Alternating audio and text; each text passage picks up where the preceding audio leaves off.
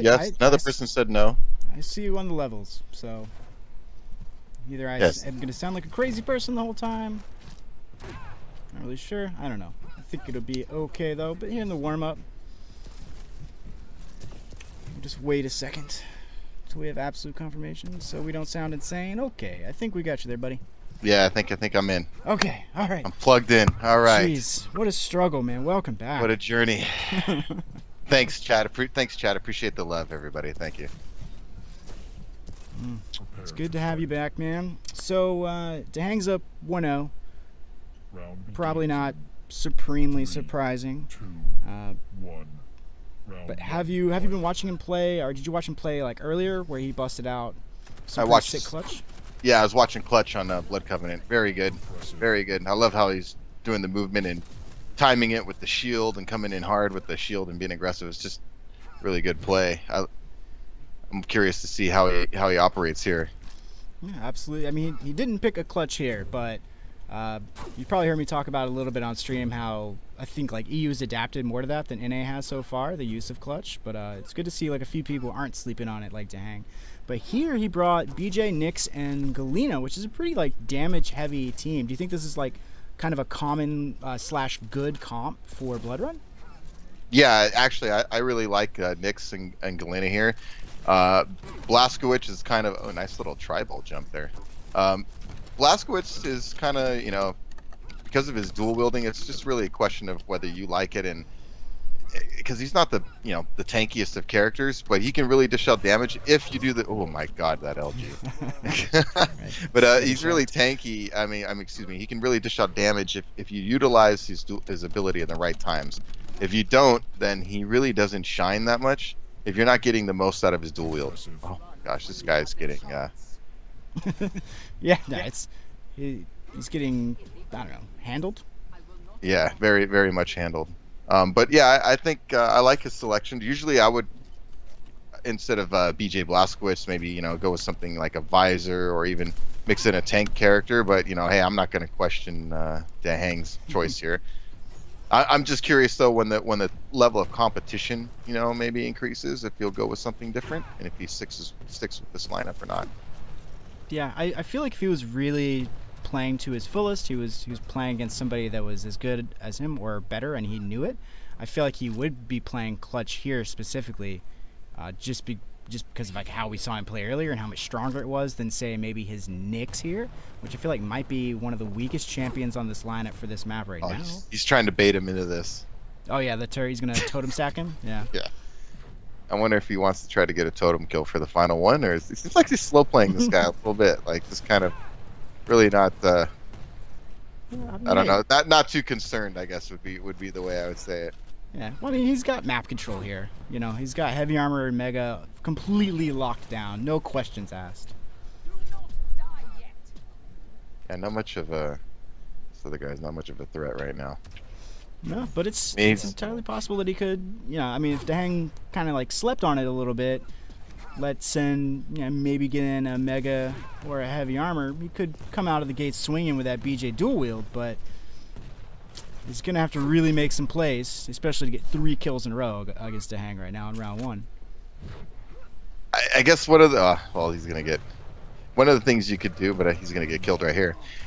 If you're Blazkowicz, I mean, if you're you could look to kind of basically get him in a bad spot, jumping to heavy armor or whatever, and then if you time the LG, double LG at the right time, you can really dish out damage. But of course, you have to hit the guy, and of course, you need to make sure you're not eating rockets or something in return. So this guy's clearly outmatched. The skill level, you can just see it. I'm watching his, don't do it for the viewers, but I'm watching SiNN3DMeNace's point of view here, and he's got a lot to learn. This is in terms of his journey in Quake. So.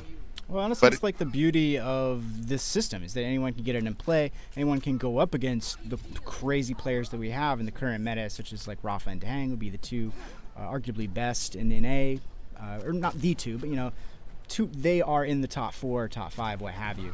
But everyone's got to start somewhere. Everyone's got to start somewhere. Remember that if you're sitting at home, you just got to get in there and play. You really do have to put in the games. Yeah, absolutely. I mean, this is all part of the process, but.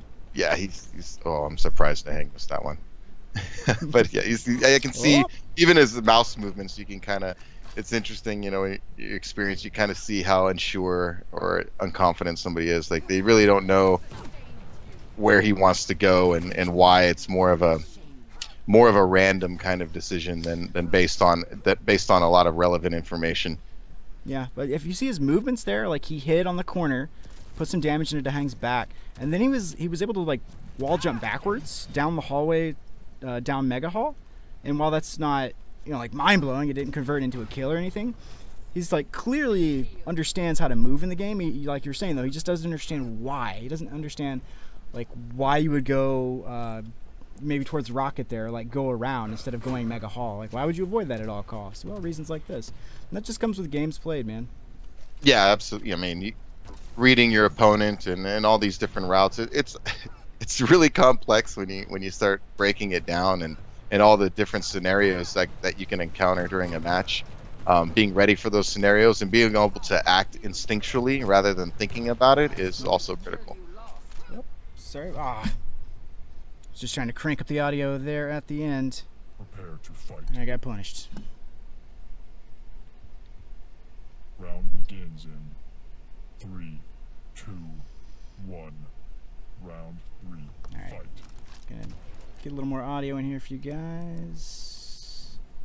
Like the hang is lagging a little bit. Almost. Oh, you came back. Yeah, honestly, we've had just all sorts of issues with internet tonight. I don't know if you heard about the problems with Spectrum, but got him point blank on the totem. Now, honestly though, right there in that scenario, I mean, I know DaHanG might be playing with his food a bit here, but with the way he kind of missed those rockets, if that was somebody else with the lightning gun, somebody, you know, more on his level, he could have been in a world of hurt right there. Yeah, absolutely. Especially the way he like closed the distance instead of trying to maneuver. Yeah, that's definitely like when he lets his guard down. I feel like he was. But yeah, it just doesn't seem like it's. Tell by the way he's moving, the urgency just doesn't seem to be there. I could tell he's just kind of going through the motions, and he knows he's got this guy easy. Yeah. So that actually brings up a good question. How deep into this bracket do you think like physical and mental fatigue really start to impact players like DaHanG? Again, it's up to the opponent too. I think the pressure starts to mount more in the round of 16, and then when you get closer to the regional finals, like obviously the round of 8, for each of these brackets, which turns into top 32, the regional qualifier. So that's when it's going to start getting intense, because the skill level of other players start forcing you into actions that you may not necessarily want to take. So that's where the interesting aspect of Quake can get is when the skill level is relatively equal. You know, it creates a lot of interesting scenarios, because you could have in your mind, oh, I'm going to go this route and I want this item, but then, you know, your opponent, because they're also really good or on your level, they make a great play and hit you some shots or take a better route and force you off of something, and it makes you rethink everything you have to do. So it's definitely, I think, round of 16, round of 8, so in terms of how the current brackets are set up. Gotcha. Yeah, and it really depends who he plays too. And again, you know, that matters as well. How the, you know, bracket luck, if you will, in terms of you know, 'cause sometimes, you know, some seeded players can be really, really good. So it just really depends. Yep. You win. Absolutely. As those decisions get harder, and he's got less and less time to make them, I think that's when you really start to see the fatigue, like you were saying. But I think DaHanG's going to make it through to round of 16 pretty handily here after watching him play tonight. Yeah, I mean, he looks really solid. I was watching him earlier on Blood Covenant, as I mentioned earlier, and was watching his clutch play. So he's definitely got it down mentally. So execution is always